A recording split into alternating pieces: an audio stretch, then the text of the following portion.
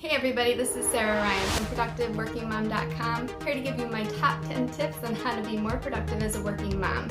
Remember, if you want the full details, you can read the blog post, or for any of the links to any products I might mention, they'll be in the blog post as well.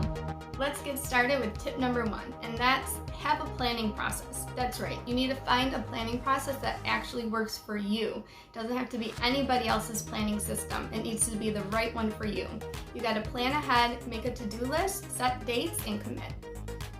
And that brings us to tip number 2, be goal-oriented. Set goals and priorities. You're never gonna know how much you accomplish if you don't keep track of it. So you wanna set goals so you know what you wanna focus on, and then you can actually complete them.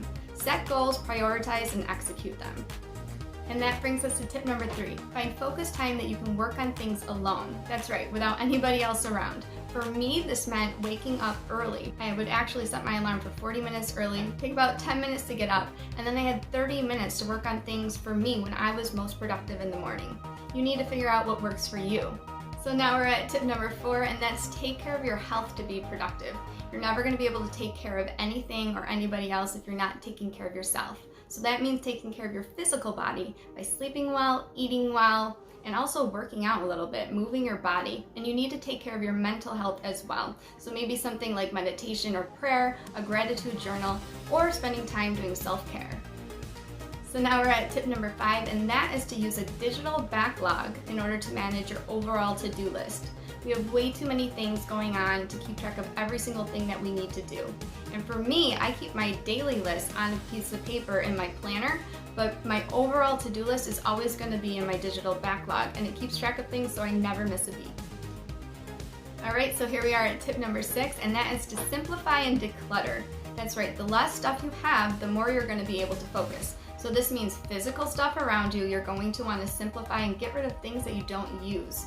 And also mentally, we need to be able to sometimes brain dump, just get all that stuff out of our minds, maybe into your digital backlog and to-do list, and then you're able to focus much better. On to tip number 7, and that is to establish daily habits that help you maintain your home. Habits can be good or habits can be bad. What you need to do is fill up on those good habits that help you maintain your home. Habits are amazing because you can do stuff without really remembering to do it. You just do it because it's a part of who you are and you just have that muscle memory ready to go. I started out doing this by actually doing my dishes every single day, and I saw a huge benefit. I've recently added doing my laundry every single day, and it's been amazing, life-changing. Alright, tip number 8, that's to get dressed and ready most days. You will perform better if you feel good about how you look. Plus, you're going to be ready to go if you need to do anything. So if you have to jump on a video conference call, good to go. If you need to go out and run an errand, you're good to go. No need to think about it, no need to make a decision, you're all set. Now the reason why I say most days is every once in a while we do need a break. Just be intentional about it and plan it. Alright, on to tip number 9, and this is to automate when possible. So I work in IT, and I love automation, but you might be thinking, I'm not techie, I can't do that, or I can't afford that. Hear me out.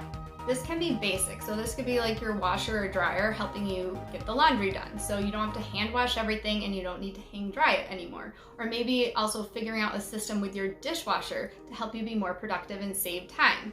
It could also be using a digital backlog or a planner app, something like that, to help you manage your tasks or get reminders, or even an automated bill pay system that's going to automatically pay your bills for you so you don't have to worry about going and doing it manually.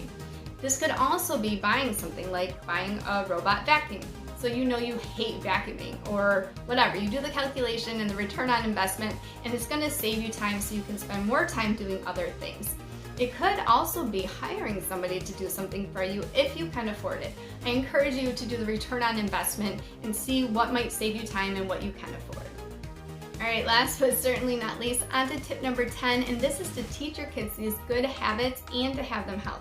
It's always cool when we see our kids picking up on our habits and just doing it themselves. Well, our good habits, not our bad habits, but our good habits, it's really amazing to see. So when I was sick a few weeks back, it was awesome to see that my daughters actually just stepped up and started doing 2 daily habits that I've been incorporating myself over the past couple years. So daily laundry and daily dishes. My 2 amazing daughters actually stepped up and did that for about 7 days when I was sick. So when I came back, I didn't have a huge pile of laundry or stack of dishes to come back to. They understood the value of doing that, and they're going to be able to do that on their own in the future.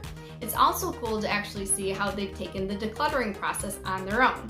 So I declutter with them and explain to them the purpose behind it and the reason why we don't want to just have a ton of stuff. And they totally understand that, and they're actually able to declutter themselves now.